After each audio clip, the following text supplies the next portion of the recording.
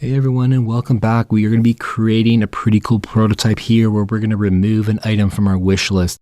And it's pretty easy to do actually. Let's jump right in. We're going to be using Smart Animate, and Smart Animate is going to allow us to do a bunch of cool things like basically it's going to animate all this content shifting upwards as we remove this shoes product. And you can see that I have this shoes product actually named because this is the one I want removed. I'm going to call it delete this card because if I left it as just like a regular card, there may be some issues here when, something gets shifted from one side to the other. So I just want to make it apparent that this is the card that's going to be deleted and it's no longer in this frame. So let's go right ahead and start this up. So I'm going to actually select this little icon over here and drag it over to this screen. I'm going to select on tap and, navigate to that screen. That's totally fine. I'm going to select Smart Animate instead and 300 milliseconds. And we can call our flow, just so we keep things really consistent, remove an item from your wish list. Now, I definitely urge everyone to use the resources that I've provided. You'll have wireframes in there to use. You'll also have the prototypes already set up for you. So go ahead, please use that. And come up with your own prototypes, just showing and hiding things. I think it's just a really good way to just practice. So let's jump right in. I'm going to press play and here we go. I already have it loaded up. So I'm going to click it and there you go. Like that's pretty amazing. We see this whole little animation. It's very simple. It's very small, but it's straight to the point. We see that shoes item is gone. Let's do it again. And there we go. It's gone again once more. Now, I think the thing that we're actually forgetting is, sometimes we have like big thumbs and, accidents happen and we don't want that accident to happen and no way to kind of undo it. So I've created this toast overlay. Now, this little overlay is essentially going to allow us to just say, hey, are you sure you wanted to do that? You can undo it. Let's go back. So that's what we've done here. I have this little thing set up.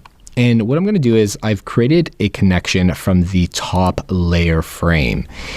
And the reason I did that was because I want it to pop up after the interaction has happened here where we've removed the frame. I want it to be an after delay interaction. So that means that, after say 400 milliseconds, this is going to pop up out of nowhere. So instead of selecting navigate to, I want to select open overlay.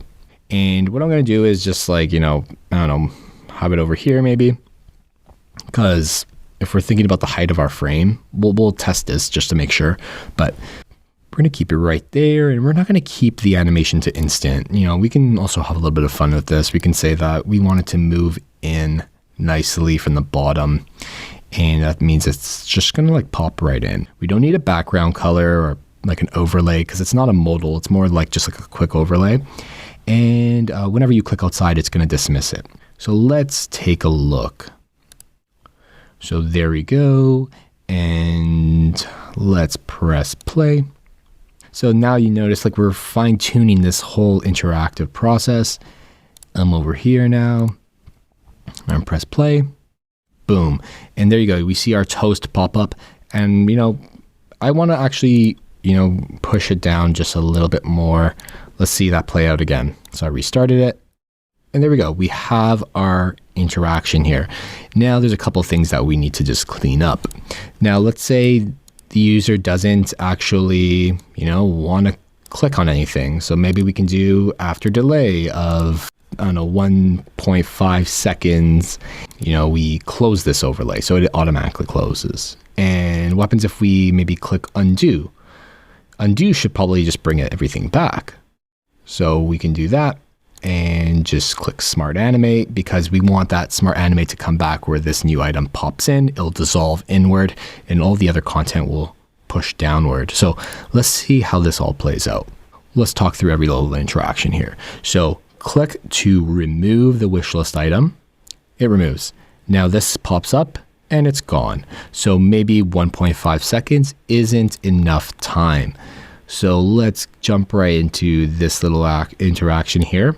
So the after delay, maybe it's 2.5 seconds, which is 2,500 milliseconds. So let's do that one more time here. Okay, pops up, perfect. If I click outside of it, it's going to close automatically. So let's do that again. Now I'm going to click undo.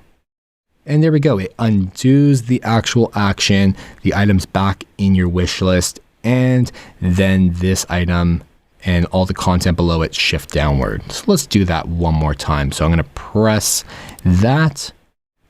I'm going to say, hey, no, I don't want to remove that. And there we go. We're back to the beginning. And now we have like a little bit of a loopable prototype, except when, that's gone. Then we could just press R to restart it. And there you go. I mean, that is how you create that type of interaction within Figma. What I'm going to do now is I'm just going to add a nice description, just saying this interaction outlines how a user is able to remove and restore a wish list item. And we can see that reflected here. Let me just close that. And there we go. It's reflected back in our prototype. And there you go. That's how you can create overlays within Figma really easily. And that's how you can use Smart Animate for some very simple, like show and hide prototyping interactions.